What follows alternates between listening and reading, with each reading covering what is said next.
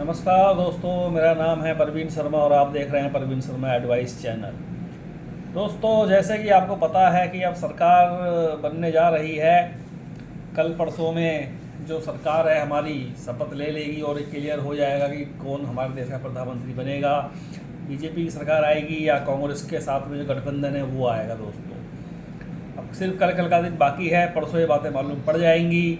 उसके बाद जो इन लोगों ने बड़े बड़े वादे करे हैं, बड़ी बड़ी बातें करी हैं, वो वादे कितने हद तक सत्य होंगे या नहीं होंगे वो तो समय बताएगा दोस्तों। लेकिन मुझे ये लगता है एक आम आदमी की जो परेशानियां हैं वो इतनी जल्दी हल होने वाली नहीं हैं। वो परेशानियां उसके साथ रहने वाली हैं दोस्तों, क्योंकि हमारा मुद्दा आपने देखा ऐसा कोई मुद्दा नहीं था जो व्यापारी वर्ग की परेशानियों को हल करने वाला हो। उसमें कोई इतना ज़्यादा जवाब वो नहीं दिया गया है। जो भी दिए गए हैं ऐसे प्रलोभन हैं या इस तरीके के सत्ता की वो बातें हैं जिनसे कि उनको सिर्फ वोट चाहिए थे, उसके अलावा कुछ नहीं। अब देखना, किसानों के लिए बात करी गई है। अब ये बैंक वाले, एनबीएफसी कंपनी वाले जिस तरीके से सरकार कहती है, क्या किसानों का उस तरीके से लोन माफ़ होता है दोस्तों? जवाब है नहीं होता है, क्योंकि बैंक वालों को अपनी इच्छा के अनुसार काम करना है, अपनी इच्छा से उनको करना है। कहने का मतलब ये है कि जो सिर्फ सरकार ये बोलती किसानों का हम लोन माफ़ कर देंगे। अब उसमें ये नहीं मालूम पड़ता है कि कितने छोटे किसान का लोन माफ़ करेंगे या बड़े किसान का लोन माफ़ करेंगे या कितनी खेती वाले का लोन माफ़ करेंगे। तो सरकार को कायदे में तो ये वाली बात भी डिक्लेयर कर देनी चाहिए कि भाई 4 एकड़ 5 एकड़ छोटे किसान का लोन माफ़ होगा या 8-10 एकड़ तक वाले का माफ़ होगा या 1-2 एकड़ वाले का माफ़ होगा। इसमें होता यह है, जब ये सरकार बन जाती है और ये स्कीम लागू होती है तो हमारे सभी किसान भाई बैंक पहुंच जाते हैं। तो बैंक वाले कहते हैं कि ये तो आपके लिए है नहीं, आप तो 20 एकड़ वाले हो। तो छोटे किसानों के लिए है, 2 एकड़ वाले के लिए, 1.5 एकड़ वाले के लिए, और एक कर्जा तो 1 लाख रुपये तक का है, इसके ऊपर 1 लाख का कर्जा उसका माफ़ होगा। तो कई बार ऐसा भी देखा गया है कि 500, 1000 रुपये, 2-2000 रुपये तक के कर्जे माफ़ हुए हैं, तो बाकी कर्जे माफ़ नहीं हुए। तो और लोगों से कह दिया गया कि आप इस टर्म्स एंड कंडीशन में नहीं आते थे, आपकी कंडीशन में ये जो लोन है सरकारी स्कीम में नहीं फंस रहे हैं आप, इसलिए आपका माफ़ नहीं हो पा रहा है। तो मेरा कहने का मतलब यह है कि छल कपट चालाकी ना खेली जाए, क्लियर करके बता दिया जाए बैंक और एनबीएफसी कंपनी वालों को। तो ये तो पहले से ही कोई चीज़ छोड़ने के मूड में नहीं होते हैं, किसी को वो करने के मूड में नहीं होते हैं। कोई ये ना सोचे कि बैंक या एनबीएफसी कंपनियां आपके ऊपर ये डिस्काउंट करके आपको, या बैंक आपको आपका लोन माफ़ कर रहा है। लोन बैंक माफ़ नहीं कर रहा है। चाहे आपका लोन 1000 रुपये का माफ़ हो या 1 लाख का माफ़ हो, वो पैसा सरकार बैंक को दे देती है। बैंक को पैसा सरकार से मिल जाता है और आपका खाता जीरो हो जाता है दोस्तों। और सबसे बड़ी बात यह है, कुछ किसान भाई हमारे ऐसे भी हैं जो जानबूझकर भी लोन लेकर रखते हैं कि जब अगली सरकार आएगी तो लोन माफ़ होगा। तो इस तरीके का एक ट्रेड बन चुका है हमारे देश के अंदर लोन माफ़ी वाला। तो ये ज़्यादा अच्छी बात तो नहीं है, परंतु जिस हिसाब से हमारा किसान परेशान है, दिक्कत में रहते हैं छोटे किसान, तो उनके लिए ये सुविधा का मिलना भी बहुत ज़रूरी है, नहीं तो उनकी परेशानी का हल नहीं होगा। आए दिन किसान आप देखते हैं आत्महत्या कर लेते हैं। लेकिन दोस्तों, यहाँ मैं एक बात और करूँगा, अभी 2022 से लेकर 24 तक के आंकड़े चेक करें, सरकार के ही आंकड़े हैं, तो किसानों से ज़्यादा आत्महत्या व्यापारी वर्ग ने करी है दोस्तों।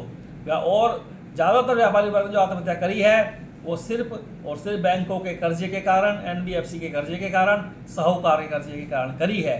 जबकि मैं लगातार बोलता हूँ कि एनबीएफसी या बैंक के जो रिकवरी एजेंट हैं, जिन्होंने प्राइवेट तरीके से उनको पालतू कुत्तों को पाला हुआ है, उनकी बातों में आके अगर आप आत्महत्या करते हो तो आप सिर्फ और सिर्फ अपने परिवार को बर्बाद करते हो, इससे ज़्यादा कुछ नहीं करते हो। इतना समझाने के बावजूद भी हमारे और भी चैनल बहुत सारे यूट्यूब पर हैं, हमारे मिलने जुलने वाले भी हैं, उन लोग कुछ उसमें वो भी एक्सपर्ट हैं, ऐसा नहीं है, वो लोग भी लगातार कहते रहते हैं, फिर भी कोई सुनवाई नहीं होती है। लोग फिर भी ये हत्याओं का जो सिलसिला है थम नहीं रहा है, तो उसका थमना बहुत ज़रूरी है। सरकार संज्ञान ले कि किसानों से ज़्यादा आत्महत्या व्यापारी वर्ग ने करी है। व्यापारी वर्ग के लिए सरकार जरूर कुछ करे, कोई पैकेज दे, कोई स्कीम दे। सरकार बनने के बाद, गवर्नमेंट बनने के बाद, जब भी सरकार बन जाए, वैसे ही एक सरकार चाहे कांग्रेस की गठबंधन के साथ में बने या बीजेपी की एकदम अलग से बने, बल्कि बीजेपी की अगर एक सेफ्टर सरकार बनती है तो उनको ये काम और जल्दी करना चाहिए, क्योंकि उनमें तो उनके लिए तो बहुत अच्छी बात है कि पब्लिक ने दोबारा उनको तिवारा चुना है और मोदी जी को फिर से पुनः प्रधानमंत्री बनाया जा रहा है। प्रधानमंत्री मोदी जी बनने का पहला काम ये कर दें पहले 2-3 दिन के अंदर कि भाई ठीक है, किसानों के लिए हमने ये छूट कर दी और साथ में व्यापारियों के लिए भी हमने ये करा जो ऐसा मेंबर रजिस्टर्ड है। सिर्फ एक वर्ग पर ध्यान ना दें, सभी को थोड़ा थोड़ा फ़ायदा पहुंचाने की कोशिश करें, क्योंकि परेशान तो सभी वर्ग हैं। व्यापारी वर्ग से ज़्यादा परेशान आज की डेट में मुझे लगता नहीं कोई और है, कोई भी नहीं है, क्योंकि खासकर MSME वाले व्यापारी जो छोटे व्यापारी हैं उनके काम धंधे कोरोना के कारण बंद हो चुके हैं। तो सरकार बहुत ध्यान दे इन चीज़ों के ऊपर, और जो उन्होंने वादे करे हैं, चाहे बीजेपी ने करे हों या कांग्रेस के साथ जो गठबंधन है उसने करे हों, उन वादों पे खरा उतरें। उन बातों में अब टर्म्स एंड कंडीशन सामने ज़्यादा ना आए बाद में कि ये तो ऐसा था, ये तो ऐसी बात नहीं हुई थी, ये इस तरीके से था, उसको घुमाया ना जाए। सीधे सीधे उसको जो फ़ायदा मिलना चाहिए मिलना ज़रूरी है। और लास्ट में एक रिक्वेस्ट मैं और करूँगा, जो लीगल कार्रवाई होती है बंदे के किसी भी व्यक्ति के ऊपर वो होनी चाहिए, परंतु जिस तरीके से बैंक NBFC कंपनी पागल कुत्तों को पीछे लगाते हैं उस पर सरकार जरूर रोक लगाए और सख्ती से रोक लगाए। तो सरकार के लिए कोई बहुत बड़ा काम नहीं है। और जो गरीब आदमी हैं, जो औरतें विधवा हो चुकी हैं, जिनके पति चले गए हैं, घर में कमाने वाला नहीं बचा है, सरकार सबसे पहले उनका लोन माफ़ करे। मैं उनके लिए कह रहा हूँ, ना तो किसानों का पहले माफ़ करे, ना किसी व्यापारी का माफ़ करे, सबसे पहली प्राथमिकता उनको दे जिनके पति चले गए हैं, घर में 2-4 बच्चे हैं, उनके बच्चों को परवरिश करने की जिम्मेदारी सरकार की है। और उनकी कोई छोटी मोटी कोई लड़का 18-20 साल तक का है तो उसकी जॉब जरूर दे दे उसको, ताकि अपने परिवार को पाल सके। तो सरकार को एक ऐसी स्कीम लानी पड़ेगी जिसके परिवार में वास्तव में ही बहुत बड़ा संकट टूट गया है कि किसी को, वो गरीब भी है, ऊपर से घर में कमाने वाला जो उसका लेडीज़ का पति था या उस महिला का पति था जो कम उम्र में ही चले गया और उसके 2 बच्चे छोड़ गया पीछे, और गरीब भी हैं, उनके पास ज़मीन प्रॉपर्टी भी नहीं है। तो ऐसी लोगों के लिए सरकार जरूर सोचे, उनके लिए कोई ना कोई पैकेज जरूर दे। मेरा सरकार से ये निवेदन है, क्योंकि ये चीज़ पर कोई बात नहीं करता है। ये वो बातें हैं जो आज तक शायद मुझे लगता नहीं है यूट्यूब पर किसी ने करी होंगी, क्योंकि मैंने देखा है जब किसी घर में ऐसी स्थिति आ जाती है तो फिर उन पर छोटा मोटा कर्जा भी अगर होता है तो बैंक NBFC कंपनी वो जीना हराम कर देते हैं। तो सरकार ऐसे लोगों का लोन तुरंत प्रभाव से माफ़ करे और उनको राहत दे। और अगर उनके ऊपर हाउसिंग लोन है उनके मकान पे या कुछ है इस तरीके की कंडीशंस भी देखी गई हैं, तो बैंकों ने उनके मकान कब्जे कर लिए हैं, 2 मिनट में उनको बाहर निकाल दिया है, परिवार को बिल्कुल उनको ध्यान नहीं कर रही है। तो इस तरीके की चीज़ें भी देखी गई हैं। तो इस ऐसे लोगों का तो सरकार जरूरी लोन माफ़ कर दे। कोई सरकार का कितने लोग होंगे इस दुनिया में, सरकार के लिए क्या है, 10-20-50 करोड़ रुपए एक राज्य में खर्चा हो जाएगा और इससे ज़्यादा क्या होगा। तो जो लोग आत्महत्या कर रहे हैं कम से कम उससे तो बचेंगे। भाई सीधी सी बात है, आप खुद लगाओ ना, दिमाग लगा ले सरकार, दिमागदार होती है सरकार, बहुत इनके पास एक्सपर्ट लोग भी होते हैं। वो ये सोचे कि जिस घर में एक व्यक्ति कमाने वाला था, 4 खाने वाले थे, जिसमें 2 बच्चे छोटे थे नाबालिग, जिनकी उम्र 5 साल 8 साल 10 साल, ठीक है, उनकी वाइफ एक हाउस वाइफ थी जिसने आज तक कभी बाहर निकले काम नहीं करा है। आप जानते हैं कि जिस महिला ने आज तक ज़िंदगी में अपनी कभी बाहर निकले जॉब नहीं करी, काम नहीं करा, तो उसके लिए ये काम बहुत आसान नहीं होगा। और वहाँ का माहौल सबको पता है, भले ही प्रैक्टिकल कुछ और है, कहते कुछ भी रहो, एक अलग बात है। तो ऐसे लोगों के लिए काम करना बहुत मुश्किल होता है और उन लोग ऐसे परिवार की कोई सपोर्ट नहीं करता है। तो बिल्कुल सरकार से मेरा निवेदन है कि ऐसे लोगों पर तो विशेष करके ही ध्यान दे, भले किसी पर दे या ना दें, ऐसे व्यक्ति पर ध्यान दें और ऐसा नियम बना दें। भाई किसी गरीब परिवार में अगर उसके महिला के पति की मृत्यु हो जाती है या कमाने वाले की मृत्यु हो जाती है और उनके पास ना कोई ज़मीन है, ना कोई जायदाद है, ना कोई प्रॉपर्टी है, तो उनके पास कोई साधन नहीं बचता पैसा कमाने का या कोई चीज़ बेच के पैसा लाने का। तो ऐसे आदमी की हेल्प का होना मेरे हिसाब से तो बहुत ज़रूरी है। बाकी भाई सरकार जाने, इनका काम जाने, होनी ज़रूर चाहिए, होनी ही चाहिए, मेरा तो कहना यही है। बाकी हम तो सिर्फ कह ही सकते हैं, काम तो सरकार को ही करना है, क्योंकि हमारे पास तो एक सुख सुविधा साधन एक सीमित हैं, कोई ऐसा नहीं। तो हम लोग सरकार से गुहार क्यों लगाते। सरकार एक माई बाप होती है हर आदमी के लिए, हर व्यक्ति के लिए, एक वो समझो अभिभावक है सबकी, संरक्षण है देश की। तो जब किसी के ऊपर से अभिभावक का या किसी का साया हट जाता है तो समझो सरकार को उसका रोल प्ले करना पड़ता है और करना भी चाहिए। इस प्रकार की स्कीमें सरकार लाए जिससे कि एक आम आदमी को फ़ायदा मिले। और सबसे बड़ा दायित्व यही होता है हमारा दायित्व रोड बनाना, बहुत बड़े पुल बनाना, वो सब तो बाद की बातें हैं। हम सोचें कि हम अमेरिका बना लें अपने देश को और लोग भूखे मरें या परेशानी से मरें, या और हॉस्पिटल की सुविधाएं भी उनको मिलनी चाहिए ऐसे लोगों के लिए, और हॉस्पिटलों में कुछ इलाज फ्री में होना चाहिए ताकि लोग गरीबी से ना मरें, बिना इलाज के ना मरें, बिना पैसों के ना मरें। क्योंकि बहुत सारे लोग ऐसे हैं जो सही हो सकते हैं दोस्तों, परंतु उनके पास पैसा नहीं है और वो इलाज नहीं करा पा रहे हैं अपना।